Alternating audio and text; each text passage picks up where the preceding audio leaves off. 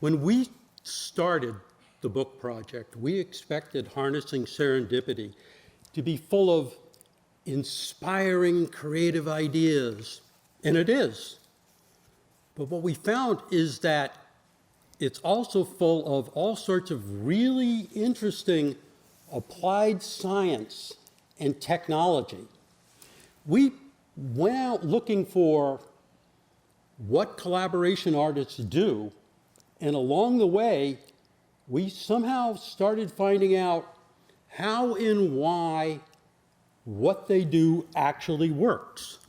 Now, when we wanted to get a better understanding of what goes on in people's heads when they gather, we turned to Andrea Sullivan, who's another collaboration artist with a chapter in the book, and we asked her to explain the neuroscience of people gathering.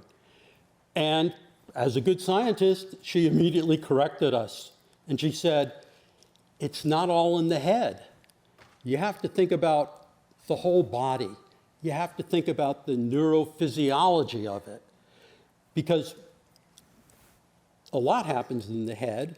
And she explained how you can understand the sympathetic state and the parasympathetic state, and how you can deploy these to get certain things done, and the order in which you might do that, and which order might be wrong.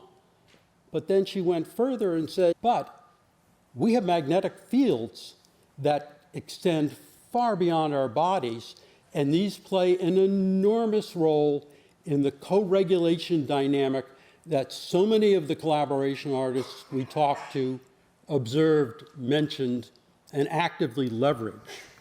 So it was a great point of view. It helped us understand things, but it shouldn't be surprising to anybody that different collaboration artists latch onto and leverage different aspects of science.